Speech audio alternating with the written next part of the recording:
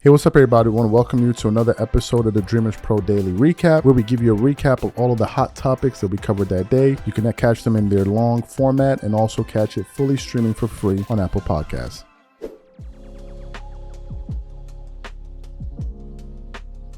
About 2 months ago, Deion Sanders basically took the world, at least the sports world, by storm.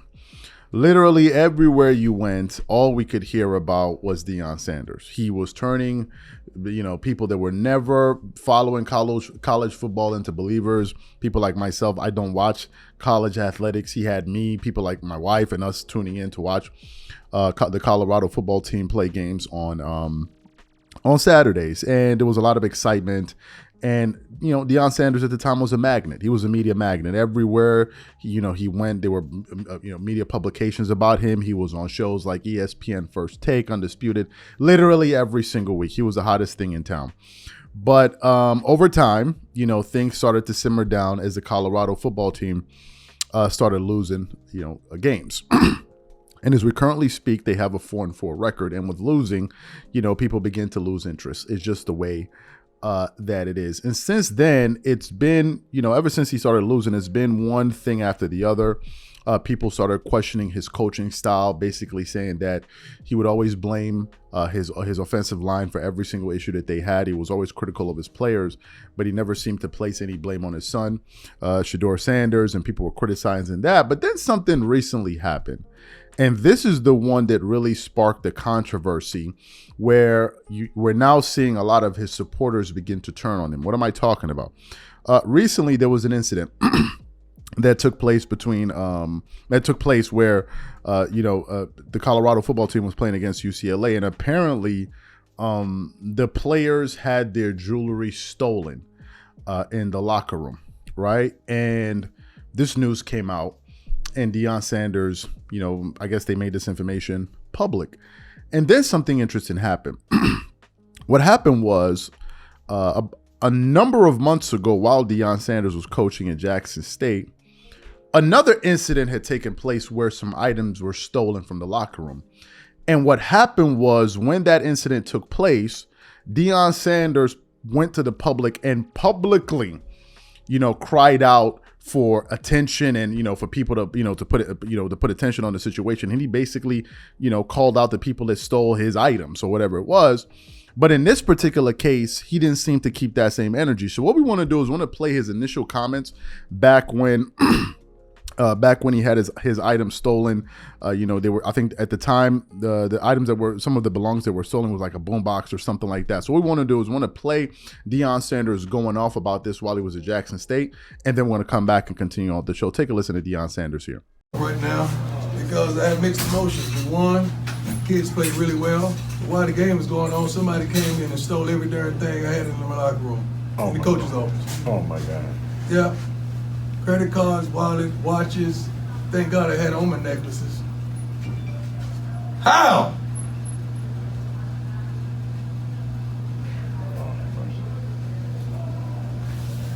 So when I talk about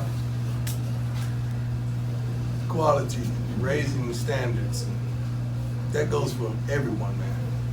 Not just the people on the field, not just the coaches, not just the teachers, not just the faculty, but that's everybody, security in everybody. So how do you think it feels coming back after just teary-eyed because the guys have presented me with the game ball, one of the best moments I've ever had in my professional sports career emotionally. And then you go into your locker room, your coach's office, to digress, and you notice and you don't even have a phone. They call your mama, they call your girl, they call your kids because it's been stolen. You don't even have the Scully hats that you wore here.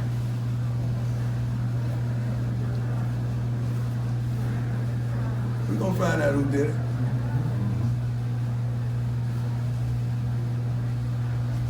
Let's flush that. Jackson State, D.I. Love. Wonderful game. Defense played the butts off. Defense was extraordinary. God bless the whole defensive staff. The special teams were incredible. Offense played well, didn't play great, but they played well. Stifled a few drives, self-inflicted wounds. We got to clean that up. The offensive line did a great job. So you heard Deion Sanders. Now, if you even saw the video, you would see that he was visibly upset, and he was raising his voice, and he was very, very angry about the situation. But then when this situation happened, with UCLA, he apparently did not keep the same energy, and it looks like now some of his supporters and even HBCUs are beginning to call him out on it. I want to read from an article called from rollingout.com, and it says, HBCU fans call out Deion Sanders' response to theft of his players' jewelry. The article then continues on. Fans of HBCUs have once again challenged the decision-making of Deion Sanders. The Colorado football coach has been criticized for his response or lack thereof to his players having their jewelry stolen during an away game at UCLA on October 28th. You go play football. You know your bleep is safe, dog. Colorado safety Cameron Simlong Craig said in a video Deion Sanders Jr. posted. That junk is messed up, bruh. The article then continues on. The only gesture resembling a public comment on the robbery from Coach Prime was retweeting of Sanders Jr.'s and Buffalo's edge rusher Jordan JD's Dominic. Forgive and forget, Dominic posted on X, formerly known as Twitter.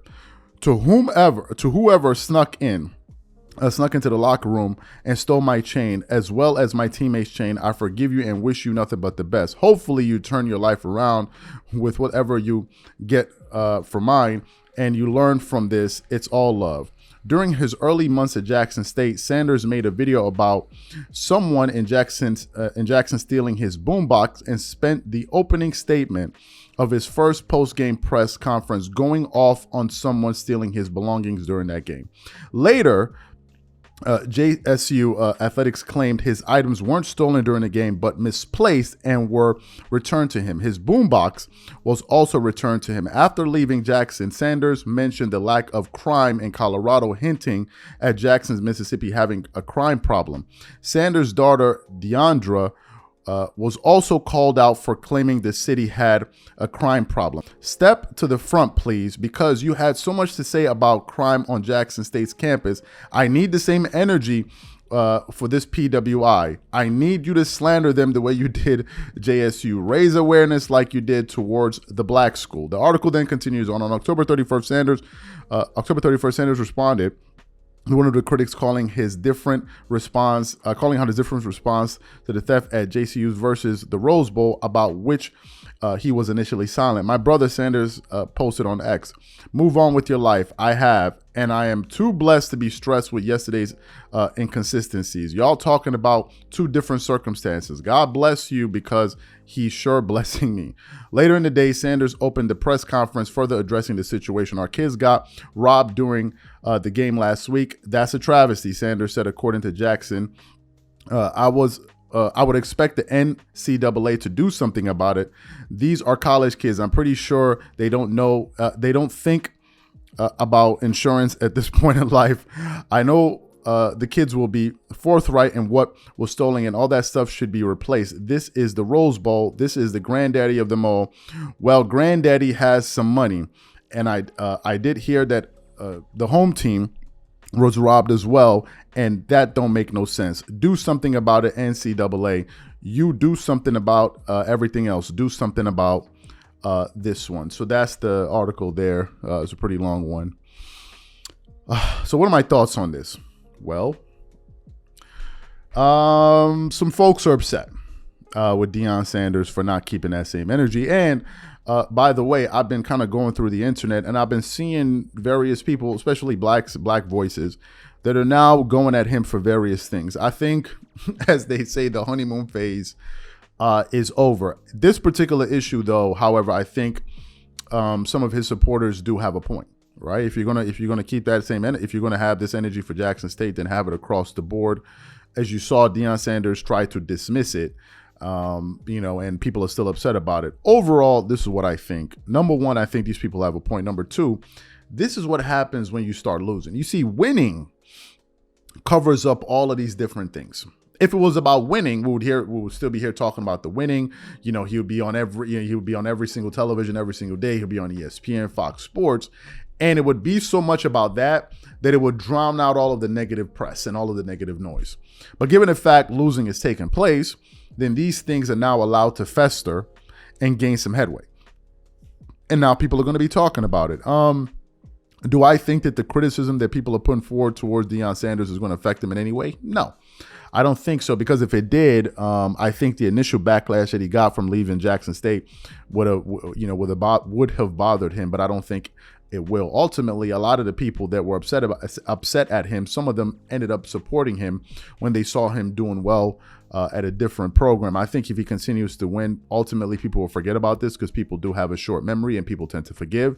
But for this particular situation, I do believe that his supporters and the people calling him out are making a very good point.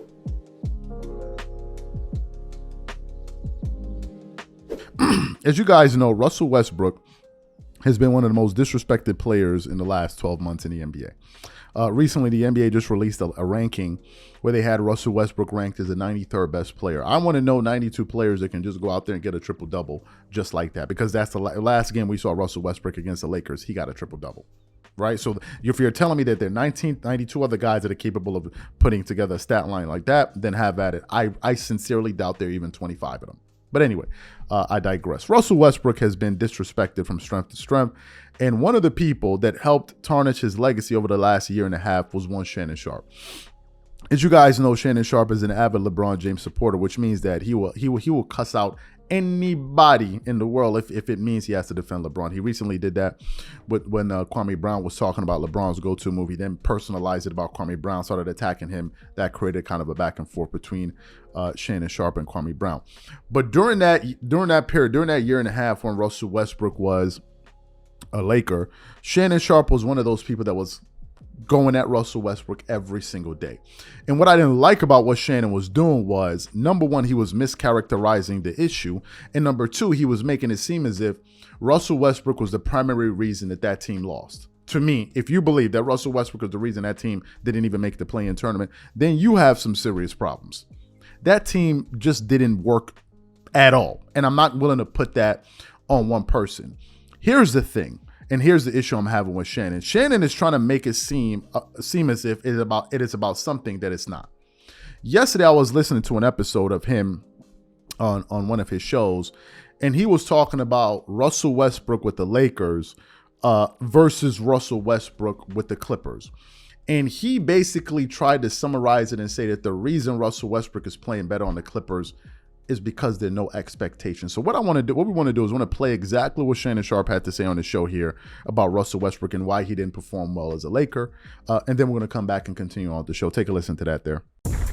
Let me give you some numbers.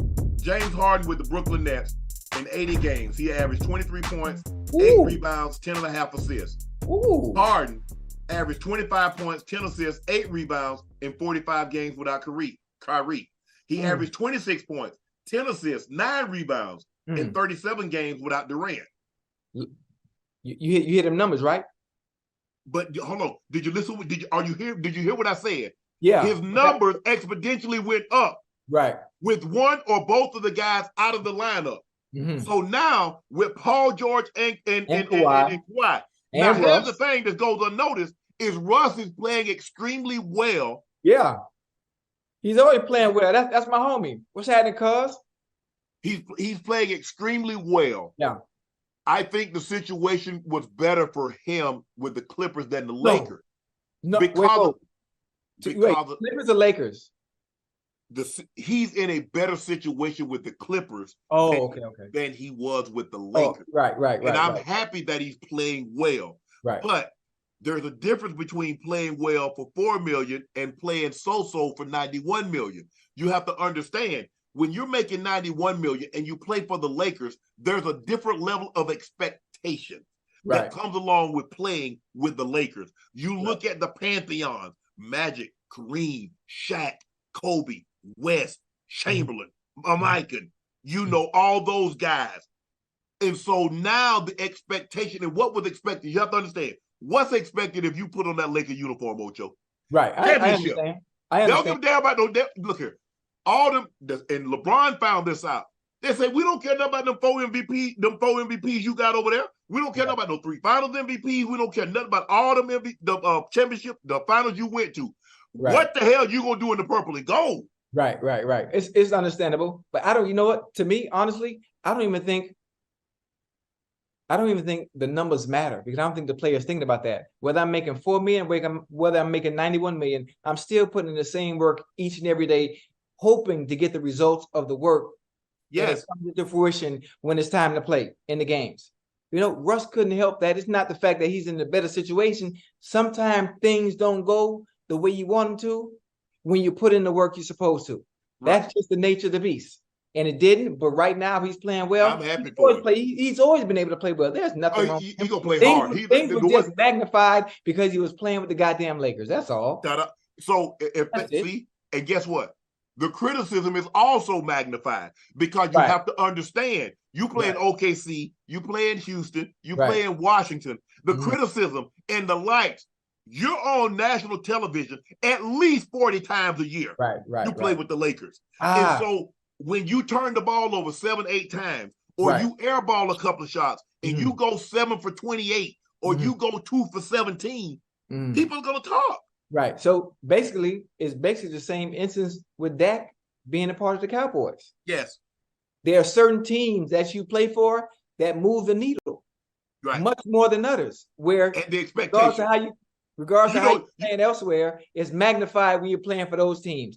The Yankees, the Cowboys, the Lakers. Move the needle. Ojo, I don't know how you felt about any other relationships you've been in, but if you and Rail were to break up, it would hurt you more, because the expectations that you have with her. Other people that you were just doing with in high school and college and in the league, you like, it hurt a little bit. But this, because you've invested in the expectation that Rail and I are going further. So when you play on a team and the expectations are up here, the criticism is going to be harsher, because that fan base has an expectation of championship. They've gotten spoiled. And that's why you see the Patriots fans booing, because for the last 20 years, what they've enjoyed a level of success no other team in the history of the NFL can say they've enjoyed over a 2-decade span. And so now they're having a little bad turn, and they're like, boo, boo.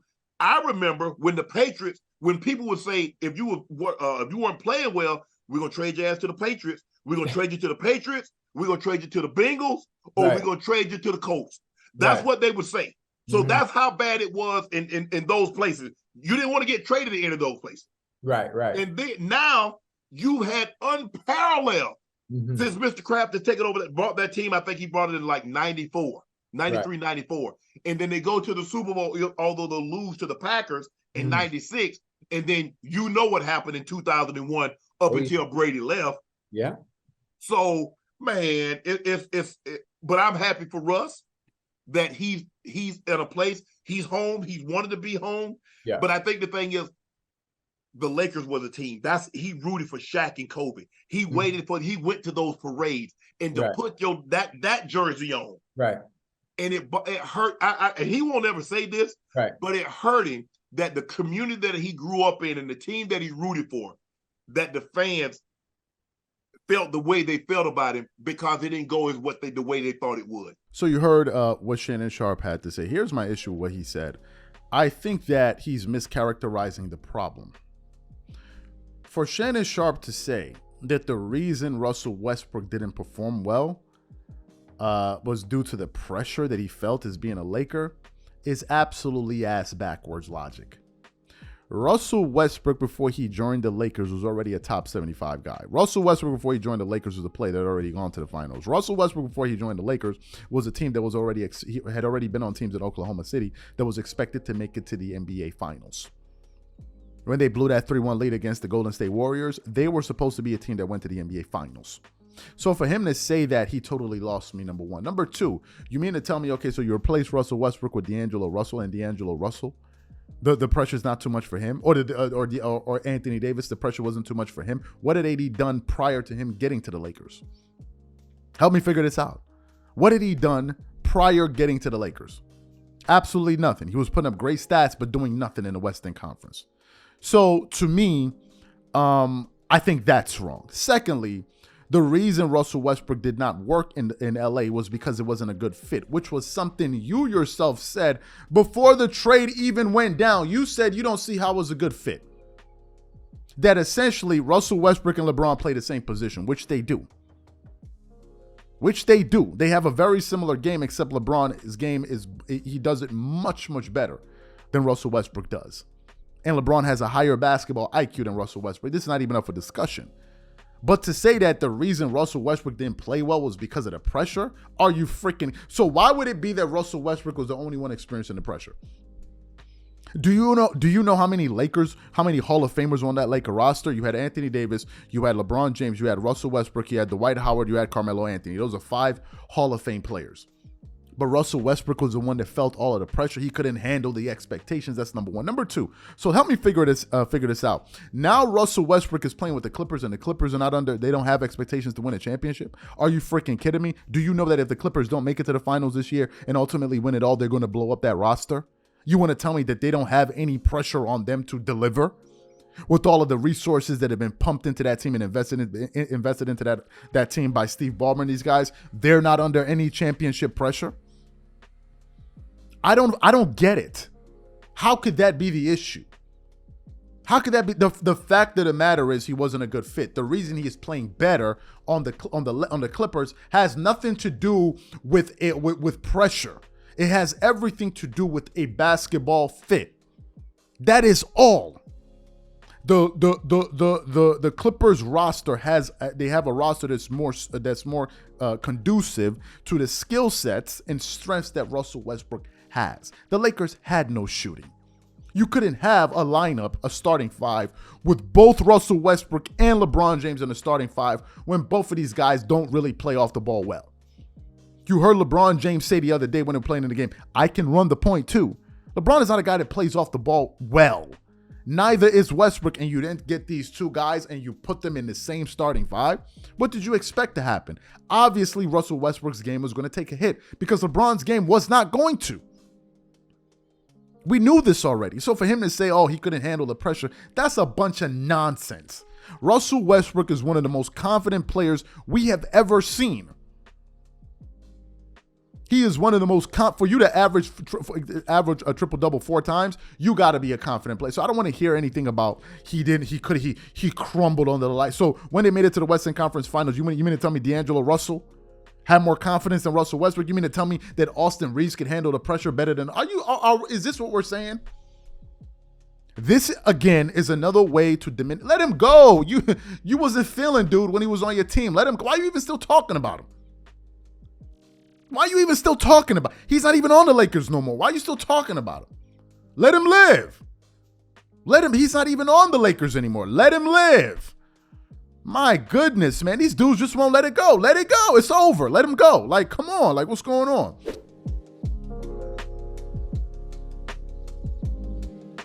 Funny enough, yesterday, the NBA had something new, which was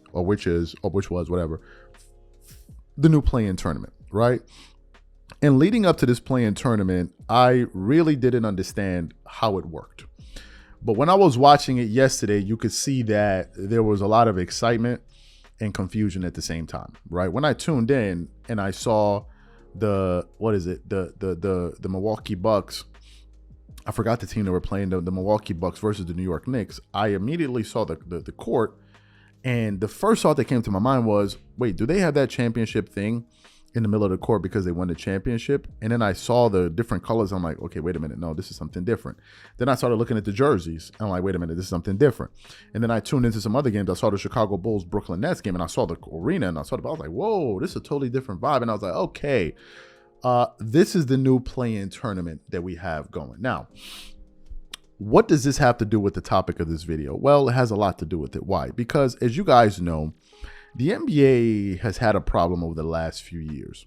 And the problem is they have this issue where it seems like their players don't care about putting forth an effort to go out there and perform for the paying customer. It seemed like that they were above that. We've heard various players basically say, shut up and watch the game and enjoy. Like, you don't need to be commenting, just enjoy the greatness in front of you. Kyrie Irving and these guys are the type of people that said stuff like that. And I think it was something that was damaging the ratings. Why? Because ratings, the viewership numbers are going down every year. Now we have some people that are trying to misrepresent the information. They'll say, well, viewership is up. Yeah, it's up from a low, which is already, it's a low that is up from the previous low, but it's still low, right? So if the views used to be, let's say 8 out of 10 and they dropped to 5, they dropped to, let's say 4 last year and this year they went to 5. They say, well, it's up. Yeah, it's up, but it's still low, right? And you have various people trying to play that game. So about a week or so ago, we published a poll on our channel. About 2 days ago, excuse me. We published a poll on our channel and we said, what do you think the primary reason for NBA what do you think the primary reason is for the NBA viewership dipping? And in that poll, it generated 14,000 views and 866 comments. And in that poll, we asked, we gave 5 options. First option was player empowerment. Second option was player entitlement. Third option was politics. Fourth option was other things to watch. And fifth option was other. Of the 14,000 people that voted, 46% of them said player entitlement. Player entitlement. And then I started going through the comments to read what people were saying. And it seemed like people were just pretty much focused on, but people were basically talking about the fact that now the game is all about stats and giving players a bunch of money and players not really giving a damn about the product. And then I went back to the poll that we published yesterday, which was this, or this morning, excuse me, which was this. And we posted this poll, and it depends on when you're seeing the show, about an hour ago. And about 1,007 people have voted. And I said, thoughts on the new NBA in-season tournament. Option 1, interesting. Option 2, still a bit unclear. Option 3, not necessary. Option 4, need more time to form an opinion. And I went through it and I started reading some of the comments because 38% of the people said it's still a bit unclear. One person said, I think it's a shame that it came to this. And I think that what people were talking about was the fact that now we needed to come up with a tournament like this to incentivize players to even give a damn about these games. The fact of the matter is this.